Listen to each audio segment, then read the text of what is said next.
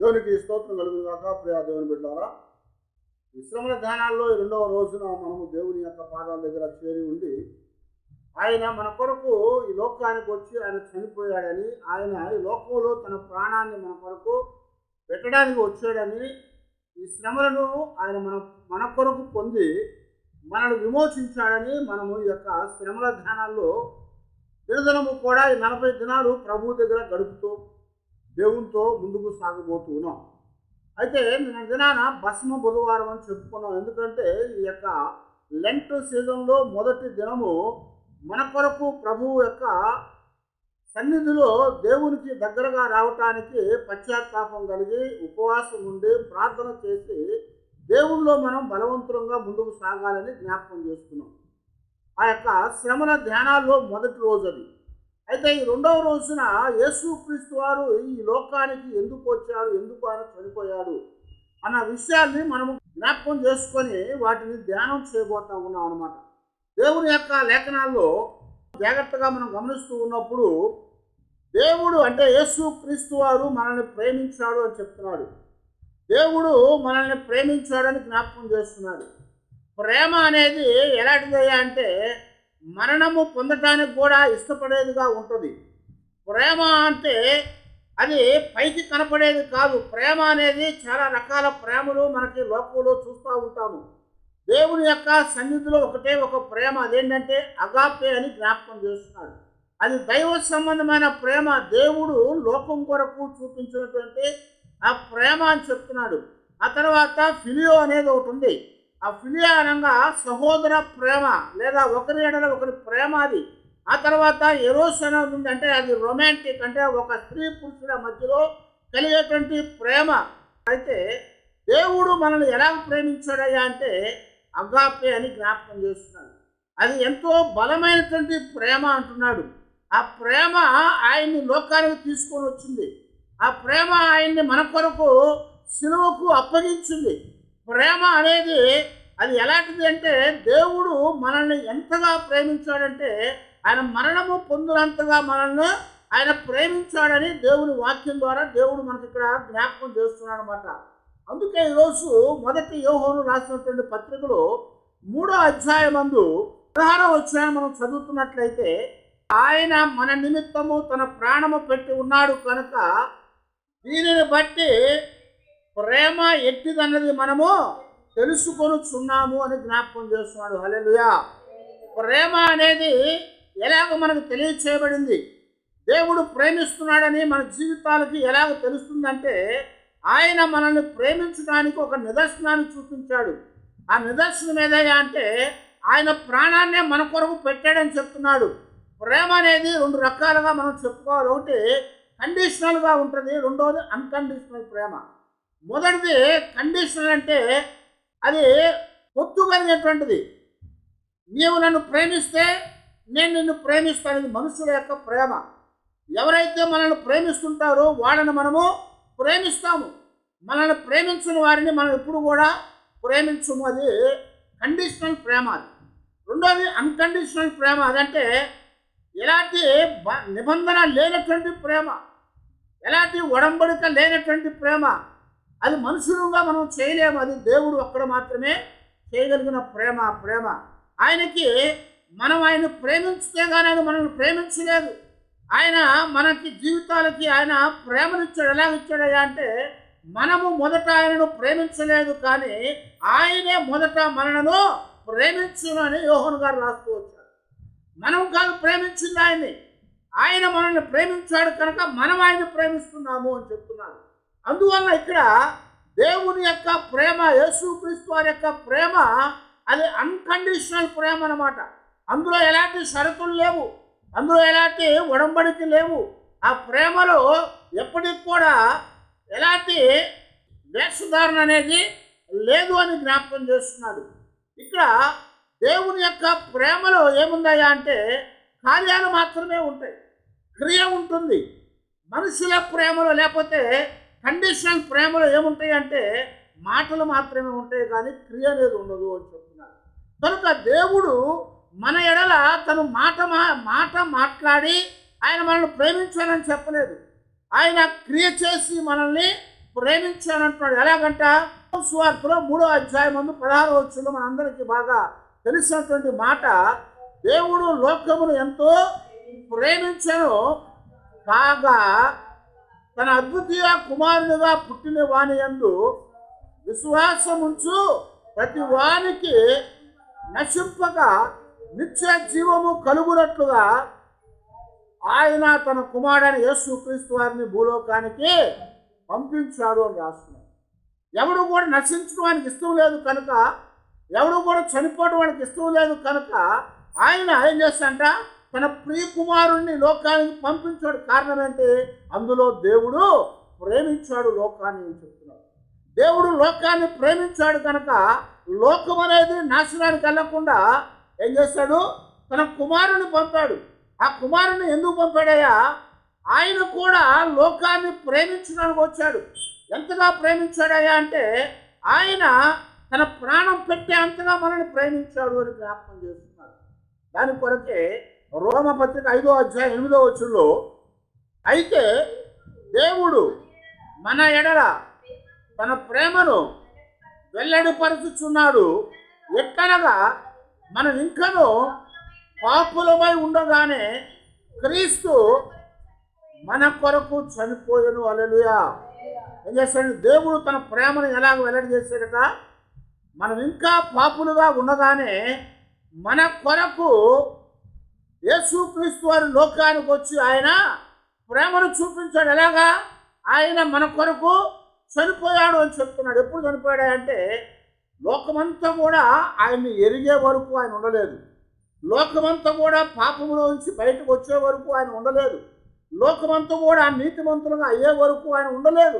మనం ఇంకా భక్తిహీనులుగా ఉండగానే ఆయన మన కొరకు చనిపోయాను అని జ్ఞాపకం చేస్తున్నాడు. ఆయన మన కొరకు చనిపోయాడు. ఎందుకయ్యా అంటే ఆయన మనల్ని ప్రేమించాడు కనుక. ఆ ప్రేమలో స్వార్థం అనేది లేదు. ఆ ప్రేమలో దేవుడు నిజమైనటువంటి ప్రేమ కనపడతా ఉంది. ఇలా దేవుడు ప్రేమించాడని చెప్పాడంటే అదేదో ఆయన నోటితో చెప్పిన మాట కాదు. ప్రేమ అనేది ఏదయ్యా అంటే ఆయన స్వభావము.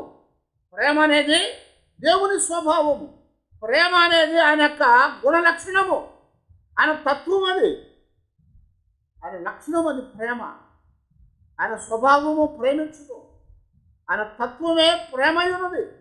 అందుకొరకే దేవుడు ప్రేమించాడు. కానీ ఏదో అందరికిలాగా లేకపోతే లోకంలో ఒకరితో ఒకరు చెప్పినట్టుగా నేను నిన్ను ప్రేమిస్తున్నానని మాట చెప్పలేదు ఆయన. ఆయన మాట కాక క్రియను చేస్తున్నాడు. ఆ క్రియ ఏదయ్యా అంటే ఆయన ప్రేమ వల్ల కలిగినటువంటి మరణము అని జ్ఞాపకం చేస్తున్నాడు. అది మరణం అన్నమాట. అందుకే 1 యోహాను పత్రికలో 4వ అధ్యాయం 10వ వచనంలో, మనము దేవుని ప్రేమించితిమని కాక తానే మనలను ప్రేమించి మన పాపములకు ప్రాయశ్చిత్తమై ఉండుటకు తన కుమారుని పంపెను. ఏమన్నాడు? ఇందులో ప్రేమ ఉన్నది అని జ్ఞాపకం చేస్తున్నాను. ఎందులో ప్రేమ ఉందట? మనం ప్రేమించామని కాదు, మనం ఆయన్ని ఇష్టపడ్డామని కాదు. ఆయన మనల్ని ఇష్టపడి ఆయన మనల్ని ప్రేమించి ఆయన కుమారుని పంపాడు. అందులో ప్రేమ ఉన్నది అని చెప్తున్నాడు. అందులో ఏముందట? ప్రేమ ఉందట. అందుకొరకే అందులో ప్రేమ ఉందని చెప్పినటువంటి ఆ ప్రభు ఆ పై వచనాన్ని ఏం చెప్తున్నాడు? అక్కడ పైన 8వ వచనంలో చూస్తూ ఉంటే, దేవుడు ప్రేమస్వరూపై ఉన్నాడు. దేవుడు ఎవరట? ప్రేమస్వరూపి. ఆయన ప్రేమ అని చెప్తున్నాడు. ప్రేమ. దేవుడు అంటే ప్రేమ. ప్రేమ అంటే దేవుడు కాదు. ప్రేమ అంటే దేవుడు కాదు, కానీ దేవుడు అంటేనే ప్రేమ. దేవుడు అంటే ప్రేమై ఉన్నాడు. ఎలాగా?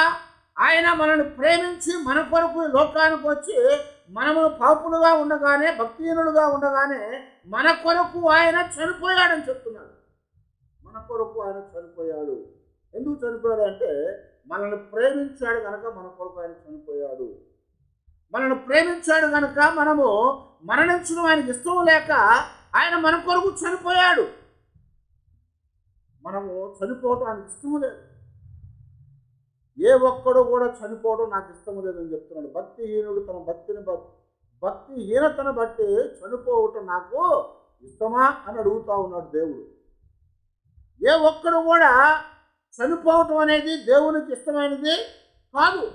కనుక ఎవడు చనిపోవడం ఆయనకి ఇష్టం లేదు. కనుక ఆయన ఏం చేశారంట, మనము చనిపోకుండా ఉండటానికి ఆయన మనల్ని ప్రేమించి, లోకాన్ని ప్రేమించి, తన ప్రియకుమారుడైన యేసుక్రీస్తు వారిని లోకానికి పంపించి ఆయన ద్వారా మనకు ప్రాణాన్ని ఇచ్చాడు. కాబట్టి ఆయన మన కొరకు చనిపోయాడు. ఇందులో ప్రేమ ఉన్నది అంటున్నాడు. ఇందులో ప్రేమ ఉందట.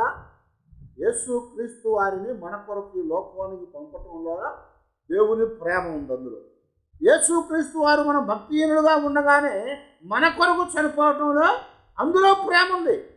అందుకొరకే దేవుడు ప్రేమై ఉన్నాడు. ఆయన ప్రేమ, ఆ ప్రేమ అనేది ఎంతగా ఉంటుందయ్యా అంటే చనిపోవటానికి కూడా వెనకాడదు అని జ్ఞాపకం చేస్తుంది. ప్రేమ చనిపోవటానికి వెనకాడేది కాదు. దేవుని వాక్యంలో మనం చూస్తూ ఉంటే పరమగీతంలో 8వ అధ్యాయం 6వ వచనం ఉంటాడు కదా, ప్రేమ మరణమంతా బలమైనది. ఎంత బలమైందట? మరణమంతా బలమైంది అని జ్ఞాపకం చేస్తున్నాడు. ఎంత బలముగా ఉంటుందయ్యా ప్రేమ అంటే మరణమంతా బలమైంది. మరణం అంటే సామాన్యంగా ఏంటి? మనుషులకి భయము. మరణం అంటే భయము మనుషులకి. ప్రాణం యొక్క తీపి చాలా ఎక్కువ మనుషులకి. కనుక ఇక్కడ మరణం అనేది భయాన్ని కలిగిస్తుంది, కానీ ప్రేమ అనేది మరణించడానికి కూడా వెనుకాడు అని చెప్తున్నారు. యేసుక్రీస్తు వారు మన కొరకు చనిపోవటంలో మొట్టమొదటి కారణం ఏంటయ్యా అంటే ఆయన మనల్ని ప్రేమించాడు. ఆ ప్రేమని ఆయన వెల్లడి చేశాడు అని చెప్తున్నారు. ఆ ప్రేమను ఆయన చూపించాడు. ప్రేమ అనేది చూపించబడాలి. దేవుడు ప్రేమను చూపించాడు. భక్తిహీనుడుగా, పాపులుగా మనం ఉండగానే మన కొరకు ఆయన లోకానికి వచ్చి మన కొరకు చనిపోయాడు అని జ్ఞాపకం చేస్తున్నారు. అందులో ప్రేమ ఉన్నది. ఆ ప్రేమ బలమైనటువంటిది. ఆ ప్రేమ నమ్మదగినటువంటిది. ఆ ప్రేమ ద్వారా దేవుడు మనల్ని విమోచించడానికి ఆయన లోకంలోకి పంపించుకొని అప్పగించుకున్నాడు. ఆయన లోకానికి రాకపోతే, ఆయన మనల్ని ప్రేమించకపోతే మనము మన పాపంలోనే చనిపోయి ఉండేవారని, మనల్ని విమోచించేవాడు ఉండేవాడు కాదు. మనకు ప్రేమ అంటే ఇది అని తెలిసేది కాదు. కనుక యేసుక్రీస్తు వారు లోకంలోనికి ఎందుకు వచ్చి చనిపోయాడంటే ఆయన లోకాన్ని ప్రేమించాడు అంటున్నాడు. ఆయన నిన్ను నన్ను ప్రేమించాడని జ్ఞాపకం చేస్తున్నాడు. దేవుడు ప్రేమించాడు. తండ్రి ప్రేమిస్తే మనం ఆ కుమారుడు ప్రేమించాలా? తండ్రి ప్రేమిస్తే కుమారుడు కూడా ప్రేమించాలా? అందులో ప్రేమించాలని లేదు. కానీ తండ్రి ప్రేమించాడు కాబట్టి కుమారుడు కూడా ప్రేమించాడు. తండ్రి కుమారుని అప్పగించాడు కనుక ఈయన తండ్రిని ప్రేమించాడు కనుక ఆయన అప్పగించిన దాని కొరకు ఆయన లోకానికి వచ్చి ఆయన తండ్రి చెప్పిన పనిని చేశాడు. ఇక్కడ మేము చాలాసార్లు జ్ఞాపకం చేసుకున్నాం. యేసుప్రభు వారు ఒక ఉపమానం చెప్పాడు. ఏమని? ఒక తండ్రికి 2 కుమారులు ఉన్నారు. వారిలో ఒకరిని పిలిచి ఏం చెప్పాడంటే, అయ్యా నువ్వు పొలం వెళ్ళి చూసిరారా అని చెప్పాడు. వాడేమన్నాడు? సరే నేను పోతానులే నానా అన్నాడు. కానీ వాడు పొలం వెళ్ళలేదు. కాసేపుడు కొంత సమయం మధ్యాహ్నానికి ఏం తెలిసిందో వాడు పొలం పోలేదు, పని చేయలేదని తెలిసింది. తర్వాత ఇంకొకటి చిన్నవాడిని పిలిచాడు. వాడిని పిలిచి వాడికి కూడా ఏం చెప్పాడంటే, అయ్యా నువ్వు పొలం వెళ్ళి పని చేస్తున్నారా అని చెప్పాడు. వాడు అన్నాడు నేను పొలం పోవాయా అని చెప్పాడు ముందే. కానీ కాసేపటికి బయటకు వెళ్ళిపోయిన తర్వాత నాన్న చెప్పాడు కదా అని వాడు వెళ్ళి ఆ పొలం దగ్గర పని చేసి వచ్చాడు. అయితే ఇక్కడ ఎవడు ప్రేమించాడు తండ్రిని అని అడిగాడు దేవుడు. ఎవరు ప్రేమించాడు? మనం ఏమనుకుంటామంటే వాడు చేయడం చెప్పి కూడా చేశాడు కాబట్టి వాడు ప్రేమించాడు అంటాం. కానీ ఇద్దరు ప్రేమించలేదు. గమనించారా? ఎందుకంటే ఒకడేమో చేస్తానని చేయలేదు, ఒకడు చేయనని మొట్టమొదటి తిరస్కరించి దాన్ని చేయటానికి వెళ్ళిపోయాడు. దాంట్లో కూడా ప్రేమ లేదు. యేసుక్రీస్తు వారిని లోకానికి పంపించినప్పుడు తండ్రి లోకాన్ని ప్రేమించాడు. తండ్రి లోకాన్ని ప్రేమించాడు కనుక ఆయన కుమారుని పంపించాడు. ఆయన కుమారుని పంపించడం ద్వారా ఆయన ఈ లోకాన్ని ప్రేమించవలసిన పని లేదు. కానీ ఆయన ఎందుకు పంపించమన్నాడో ఎరిగి ఉన్నాడు కనుక దానిని ఆయన జరిగించాడు అని ఇక్కడ జ్ఞాపకం చేస్తున్నాడు. దాన్ని ఆయన జరిగించడానికి లోకంలోనికి ఆయన వచ్చాడు అని చెప్తున్నాడు. అది జరిగించడం ద్వారా మన జీవితాల్లో ఆయన గొప్ప ప్రేమని వెల్లడి చేశాడు. ఆ ప్రేమ మరణమంతా బలమైనటువంటిది. ఆ ప్రేమ దేవుడు మన ఎడల చూపించినటువంటిది చాలా గొప్ప ప్రేమ. అలాంటి ప్రేమ మరి ఎక్కడా కూడా మనకి దొరకదు అని చెప్తున్నారు. కనుక యేసుక్రీస్తు వారి లోకములోనికి రావటంలో ప్రేమ ఉన్నది. ఆ ప్రేమే మన జీవితాల్లో మనలను ఆయన బిడలుగా చేసేదిగా ఉంది. అందుకొరకే ఎందరైతే ఆయన నామమునందు విశ్వాసం ఉంచుతారో వారందరూ కూడా నశింపక నిత్య జీవము పొందినందుకు, వారందరూ నశింపకుండా నిత్య జీవం పొందుటకై ఆయన కుమారుని పంపించాడు. అందులో ప్రేమ, ఆ ప్రేమ ఎంతో బలమైనటువంటి ప్రేమ. యేసుక్రీస్తు వారు లోకంలోనికి వచ్చిన తర్వాత ఆయన ప్రతి వారిని ప్రేమించాడు. ఆయన ప్రతి వారి ఎడల ఆయన ప్రేమను కనపరిచాడు. ఎలాగంటే ప్రభువు లోకములో ఉన్నటువంటి అనేకమైనటువంటి వ్యతిరేకమైన ఆచారాల్ని దాటి వెళ్ళి ప్రేమించాడు. ఆయన పాపులను దగ్గరికి రానిచ్చేవారు కాదు ఇశ్రాయేలీయులు. కానీ ఆయన ఏం చెప్పాడు? నేను పాపులనే పిలవటానికే ఈ లోకానికి వచ్చానని చెప్పాడు. మరి రోగగ్రస్తులు, స్రావం కలిగిన వారు, అంటరాని వారు, అంటే తక్కువ వారు ఎవరు కూడా వాళ్ళ దగ్గరికి రావటానికి వీల్లేదని ఇశ్రాయేలు నియమాలు ఉన్నాయి. అయితే యేసు ప్రభువారు ఆయన అన్ని జనాంగాన్ని కూడా ఆయన ఆదరించి ప్రేమించాడు. ఆయన ఇశ్రాయేలును మాత్రమే కాదు, అన్ని జనాంగాన్ని కూడా ఆయన ముట్టి స్వస్థపరిచాడు.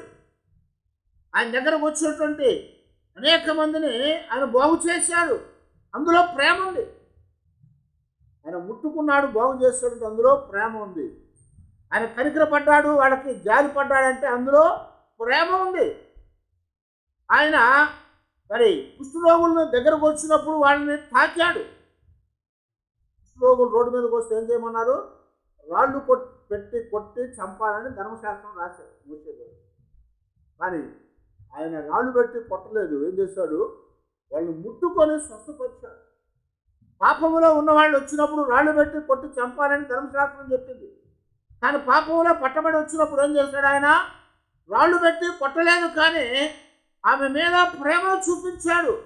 అమ్మ అని పిలిచి ఒక్కరు కూడా మీద రాయి వేసి కొట్టకుండా ఆమె ప్రాణానికి విమోచనిచ్చాడు. ఎందుకంటే దేవుడు లోకాన్ని ప్రేమించాడు, కుమారుడు లోకాన్ని ప్రేమించాడు. ఆయన ప్రేమించడానికి ఎందుకు వచ్చాడు అంటే అవసరమైతే తన ప్రాణం పెట్టడానికి కూడా లోకానికి వచ్చాడు. అందులో ప్రేమ ఉంది. ఆ ప్రేమ బలమైనటువంటిది. ఆ ప్రేమ మరణము కంటే కూడా బలమైంది అని జ్ఞాపకం చేస్తున్నారు. అంతటి ప్రేమ కలిగినటువంటి ఆ ప్రభువు ఈ లోకంలో ఉన్నటువంటి మనలను విమోచించడానికి మన జీవితాల్లో మరి ఆయన ఆ కృపను అనుగ్రహించడానికి ఆయన లోకానికి వచ్చాడు. అందుకే ఇదే మొదటి యోహాను పత్రికలోనే 3వ అధ్యాయంలో 15వ వచనం అంటున్నాడు కదా. చివరి మాటలో మనం గమనిస్తూ ఉంటే ప్రేమ లేనివాడు మరణమందు నిలిచి ఉన్నాడని చెప్పాడు. ప్రేమ లేనివాడు మరణమందు నిలిచి ఉన్నాడట. అంటే యేసు ప్రభు వారు మనల్ని ప్రేమించాడా లేదా? చెప్పాలి సమాధానం. యేసు ప్రభు వారు మనల్ని ప్రేమించాడా లేదా? ప్రేమించాడు. ఆయన ప్రేమించాడు కనుకే ఆయన మరణంలో నిలిచిలేడు, మరణించాడు. కానీ పాపుల కొరకు ఆయన ఏమయ్యాడు? తిరిగి పునరుద్ధానుడుగా లేచాడు. అందుకే ఆయన ప్రేమ ఉన్నాడు అని ఇక్కడ జ్ఞాపకం చేస్తున్నారు. ఆయన ప్రేమ, ఆయనలో ప్రేమ నిలిచి ఉంది కనుక ఆయన మరణానికి అప్పగించబడి మరణములు నిలిచి ఉండలేదు.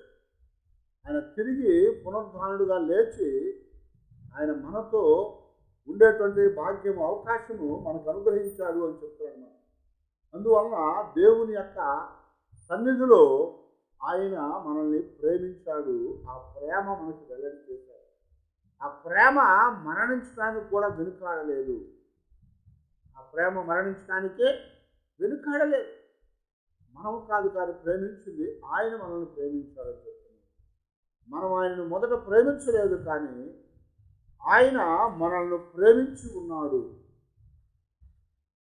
ఆయన మనల్ని ప్రేమించి ఉన్నాడు అని చెప్తున్నారు. అందుకొరకే దేవుడు ఏం చెప్తున్నాడంటే, మీరు కూడా ప్రేమ కలిగి ఉండండి.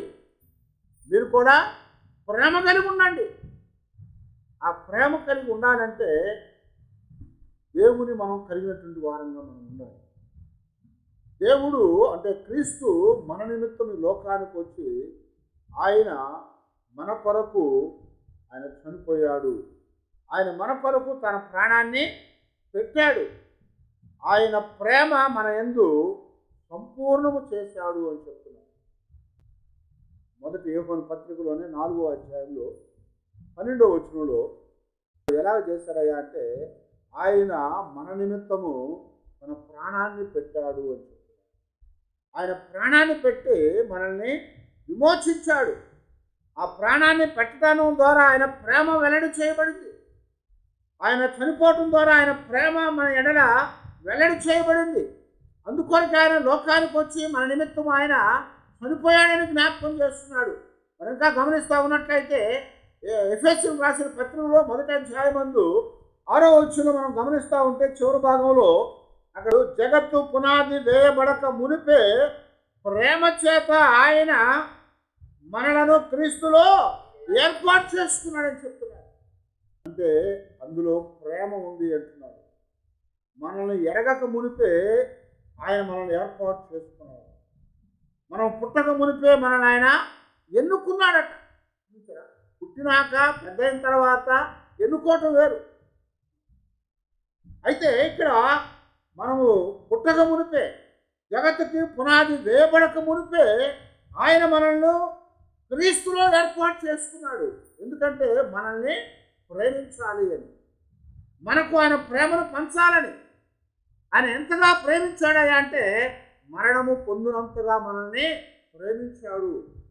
వదనాట రాయబడిన చిన్న ఇతిహాసాల్లో ప్రభువుని ఒక అతను అడుగుతున్నట్ట, ప్రభా నువ్వు ఎంతగా ప్రేమించావు అంటే, ఇంత ప్రేమించావా అంటే లేదన్నాడు. ఇంత ప్రేమించావా అంటే ఏం కాదని చెప్పాడు. ఎంత ప్రేమించావు అంటే కాదని చెప్పాడు. ఎంత ప్రేమించావు ప్రభా అంటే ఆ 2 చేతులు ఎలాగ చాచి సిలువకు కొట్టబడే అంతగా నేను నిన్ను ప్రేమించాను. ఎంతగా ప్రేమించాడట? సిలువకు కొట్టబడే అంతగా 2 చేతులు చాచి ఆ సిలువలో మేకులతో కొట్టబడే అంతవరకు ప్రేమించాడట. అంతగా ప్రేమించాడు ఆయన. కనుక ఆయన ప్రేమ మన ఎడల వెల్లడి చేశాడు. ఆ ప్రేమలో దేవుని యొక్క గొప్పతనాన్ని మనం చూస్తున్నాం. కనుక యేసు ప్రభువు ఎందుకు చనిపోయాడు లోకానికి వచ్చి?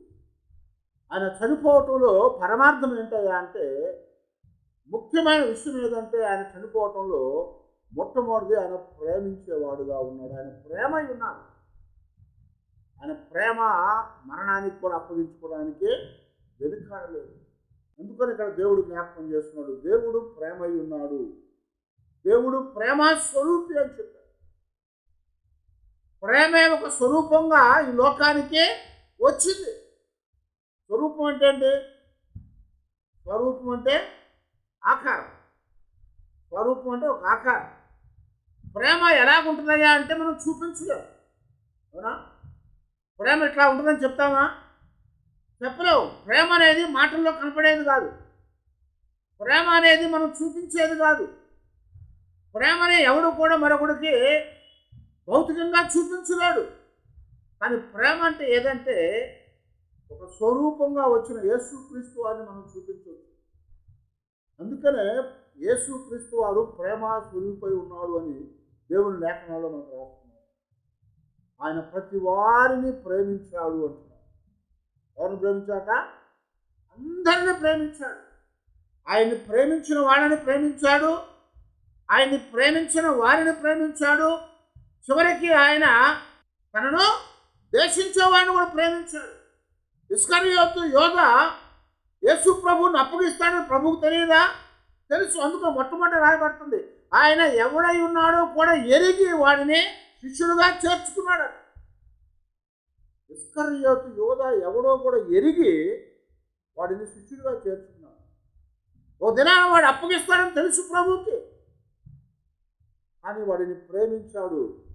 అందుకనే యేసు ప్రభు వారు మత్తయి సువార్తలో కొండ మీద ప్రసంగాన్ని చేస్తూ చెప్పినటువంటి మాట ఏంటంటే, ఇతరులు మిమ్మల్ని ప్రేమిస్తున్నారు కనుక మీరు ప్రేమించడం కాదు, మీ శత్రువులను కూడా మీరు ప్రేమించగలిగి ఉండాలి అని చెప్పాడు. 5వ అధ్యాయంలో 43వ వచనం నుంచి మనం చూస్తే, నీ పొరుగువాని ప్రేమించి నీ శత్రువును ద్వేషించిన ఎడమని చెప్పబడిన మాట మీరు విన్నారు కదా. నేను మీతో చెప్పున్నదేమనగా, మీరు పరలోకమందున్న మీ తండ్రికి కుమారులై ఉండునట్లు మీ శత్రువులను ప్రేమించుడి, మిమ్మును హింసించు వారి కొరకు ప్రార్థన చేయుడి. ఆయన చెడ్డవారి మీదను మంచివారి మీదను తన సూర్యుని ఉదయింపచేసి నీతిమంతుల మీదను అనీతిమంతుల మీదను వర్షమును కురిపించుచున్నాడు. మీరు మిమ్మల్ని ప్రేమించు వారిని ప్రేమించిన ఎడల మీకేమి ఫలము కలుగును? సుంకరులు అలాగూ చేయుచున్నారు కదా. మీ సహోదరులకు మాత్రమే వందనములు చేసిన ఎడల మీరు ఎక్కువ చేయుచున్నదేమి? అన్ని జనులు అలాగూ చేయుచున్నారు కదా. మీ పరలోకపు తండ్రి పరిపూర్ణుడు గనక మీరును పరిపూర్ణుడుగా ఉండండి అని చెప్పాడు. ఏమన్నాడు ఇక్కడ? శత్రువులను ప్రేమించమని దేవుడు అంటే ఎక్కడ కూడా మనకు రాయబడలేదు. ఇక్కడ ఏం చెప్తున్నాడు? మీ పొరుగు వారిని ప్రేమించమని, నీ శత్రువులను ద్వేషించమని చెప్పిన మాట విన్నాం మనం. పక్కనున్న వాడిని ప్రేమించాలని చెప్తుంది. నీ పొరుగు వాడిని ప్రేమించమని 10 ఆజ్ఞల్లో ఉంది. యేసు ప్రభువు అదే చెప్పాడు, నీ పొరుగు వాడిని ప్రేమించు. కానీ 10 ఆజ్ఞల్లో నీ శత్రువులను ప్రేమించమని ఉందా? లేదు. కంటికి కన్ను పంటికి పన్ను మన ధర్మశాస్త్రంలో చెప్పాడు. కానీ యేసు ప్రభువు ఏం చెప్తున్నా అంటే, అది విన్నాం సరే, దానిలో ప్రేమ ఏముంది? అందులో ప్రేమ ఉందా? లేదు. మరి ప్రేమ అనేది ఎలా ఉంటుందయ్యా అంటే ఏం చెప్తున్నా అంటే, మిమ్మల్ని హింసించు వారి కొరకు ప్రార్థన చేయండి, మీ శత్రువులను మీరు ప్రేమించండి. ఎందుకంటే మంచివారిని ప్రేమించాడు దేవుడు, చెడ్డవారిని ప్రేమించాడు. మంచివారికి చెడ్డవారికి కూడా వర్షాన్ని ఇస్తున్నాడు, సూర్యుని ఇస్తున్నాడు. నీతిమంతులకు అనీతిమంతులకు కూడా వర్షాన్ని ఇస్తున్నాడు, సూర్యకాంతిని ఇస్తున్నాడు. కనుక దేవుడు ప్రేమించాడు కనుక అలా చేశాడు. కనుక అందులో ప్రేమ ఉన్నది. అందువలన మరి ఆయన ప్రేమ ఎలాంటిదయ్యా అంటే అందరినీ ప్రేమించేదిగా ఉన్నది, శత్రువును సైతము ప్రేమించేదిగా ఉన్నది ఆయన ప్రేమ. అందుకే ఆయన సిలువలో వేలాడుతూ కొట్టబడతా ఉన్నప్పుడు ఏం చేశాడు? తండ్రి, వీరేమి చేయుచున్నారో వీరు ఎరుగురు కనుక వీరిని క్షమించమని ఆయన ప్రార్థన చేశాడు. అందులో ప్రేమ కనపడతా ఉంది. ద్వేషం ఉందా? లేదు. ఆయనలో కోపం ఉందా? లేదు. బాధ ఉందా? లేదు. ఆయనలో ఇవేమి కనపడుతుంది? ఏం కనపడుతుంది ఇప్పుడు అంటే ప్రేమ కనపడతా ఉంది. శత్రువుల్ని ప్రేమించమని ఎక్కడా చెప్పలేదు. నీ మిత్రుల్ని ప్రేమించమన్నాడు, పొరుగువాడిని ప్రేమించమన్నాడు, కుటుంబాన్ని ప్రేమించమన్నాడు, బంధువులు ప్రేమించమని అందరూ చెప్తూ ఉంటారు. కానీ శత్రువును ప్రేమించమని ఎవడూ చెప్పడు. కానీ దేశ ప్రభావం చెప్తున్నాడు కదా, మీ శత్రువులను మీరు ప్రేమించండి. ఎందుకంటే అందులో ప్రేమ ఉంది. ప్రేమ అనేది ఎప్పుడు కూడా అన్కండిషనల్, అది ఎలాంటి షరతులు లేనటువంటిది. ప్రేమ అంటే స్వచ్ఛమైంది. ప్రేమ అంటే ఏంటి? స్వచ్ఛమైంది. ప్రేమ అంటే ఒక కంఫర్ట్ని ఇచ్చేది, ఆదరణ ఇచ్చేది. ప్రేమ అంటే కాపాడేది. ప్రేమ అంటే ఆదరించేది. ప్రేమ అంటే లోకంలో ఏమంటాము? తల్లిని జ్ఞాపకం చేస్తాం. తల్లికి లాగా ప్రేమించేవాడు ఎవరు కూడా లోకంలో ఉండరు. అయితే నీ తల్లి కంటే నీ తండ్రి కంటే ఎక్కువగా ప్రేమించేవాడిని నేనే అని ప్రభువు చెప్తున్నాడు. కారణం ఏంటంటే ఆయనలో ప్రేమ ఉంది, ఆయన ప్రేమై ఉన్నాడు. ఆ ప్రేమని వెల్లడి చేయటానికి ఆయన మన నిమిత్తము ఆ సిలువలో మరణించడానికి ఆయన ఇష్టపడ్డాడు. ఆ సిలువలో ఆయన చనిపోవడానికి ఇష్టపడ్డాడు. అందుకొరకే ఈ శ్రమల ధ్యానాల్లో మొట్టమొదటగా ఆయన ప్రేమ ఉన్నాడు కనుక ఆ ప్రేమను మనం జ్ఞాపకం చేసుకుంటున్నాం. ఆయన ప్రేమించకపోతే మన కొరకు మరణించేవాడు కాదు. మన కొరకు మరణించేవాడు కాదు. ఆయన మనల్ని ప్రేమించాడు కనుక మన కొరకు ఆయన మరణించడానికి వెనుకాడలేదు. ఆయనలో ప్రేమ ఉంది. ఆ ప్రేమ మనకు అప్పగించాడు. మనము కూడా ఆ ప్రేమను కలిగి ఆయనకిలాగా ప్రేమను కనపరిచే వారంగా మీరు ఉండండి అని ప్రభు. కనుక అప్పుడు ఆ దేవుని బిడ్డలారా, యేసు క్రీస్తు వారి లోకానికి వచ్చి ఆయన చనిపోవటంలో ముఖ్యమైన కారణం ఏంటంటే ఆయనలో ప్రేమ ఉంది. ఆయనే ప్రేమై ఉన్నాడు. ఆ ప్రేమ అనేది మాటలతో కాదు కానీ ఆయన క్రియలో చూపించాడు. ప్రేమ కూడా క్రియ లేకపోతే మృతమైపోద్ది. అందుకని పౌలు గారు అంటాడు, నువ్వు ఎంత ప్రేమించేవాడుగా ఉండి గడగడ గంట కొట్టినట్టుగా నీ ప్రేమనే నువ్వు మాట్లాడినట్లయితే అందులో ప్రేమ లేదు. ఎందుకంటే నీ పక్కవాడిని నువ్వు ప్రేమించలేకపోతే నీలో ప్రేమ లేదని చెప్పారు. అయితే యేసు ప్రభువు వారు పక్కవాడిని కాదు, లోకాన్ని ప్రేమించి లోకం కొరకు తన ప్రాణం పెట్టడానికి లోకానికి ఆయన వచ్చాడు. కనుక ఆ ప్రేమని మనం జ్ఞాపకం చేసుకొని ఈ శ్రమల ధ్యానాల్లో ఈ రెండవ దినాన ఆయన ప్రేమను మనం జ్ఞాపకం చేసుకుంటూ ప్రభువుని మనము స్తుతించేవారంగా ఉన్నాం. యేసు ప్రభువు అన్నారు, ఇదిగో నా శ్రమలను మీరు జ్ఞాపకం చేసుకోండి, నా మరణాన్ని, నా వ్యాధులను మీరు జ్ఞాపకం చేసుకోమన్నారు. ఎందుకంటే ఆయన అవన్నీ కూడా ఆయన దేనికి పొందాడు? మన కొరకే పొందాడు. నిన్ను నన్ను విమోచించడానికి, భక్తిహీనులుగా ఉన్న మనల్ని రక్షించడానికి. కనుక ఈరోజు దేవుడు ప్రేమై ఉన్నాడు కనుక ఆ ప్రేమని ఆయన వెల్లడి చేశాడు. ఎలాగ వెల్లడి చేశాడు? ఆయన లోకానికి వచ్చి మన కొరకు ఆయన చనిపోయాడు.